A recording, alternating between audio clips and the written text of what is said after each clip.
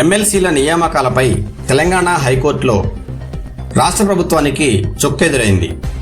Governor కోటాలో professor Kodandaram, Aamir అలీఖాన్లను నియమిస్తూ రాష్ట్ర ప్రభుత్వం ఉత్తర్వులు జారీ చేసిన విషయం తెలిసిందే. ప్రభుత్వం జారీ చేసిన గెజిట్ను ఉన్నత న్యాయస్థానం కొట్టివేసింది.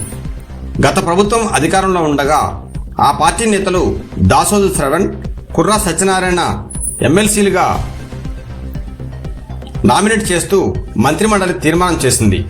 ఈ తీర్మానాన్ని గవర్నర్ తమిళిసై తిరస్కరించారు. అప్పుడు గవర్నర్ నిర్ణయాన్ని సవాల్ చేస్తూ వారిద్దరూ హైకోర్టును ఆశ్రయించారు.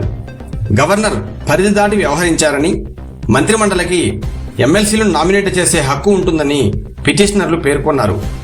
గతంలో తాము చేసిన పిటిషన్పై నిర్ణయం వెలువడే వరకు ఈ నియామకాలు ఆపాలని పిటిషన్లో పేర్కొన్నారు. దీంతో హైకోర్టు గెజిట్ను కొట్టివేస్తూ గురువారం తీర్పు వెలువరించింది. ఎమ్మెల్సీల నియామకంపై ప్రభుత్వం పునఃసమీక్షించుకోవాలని హైకోర్టు సూచించింది.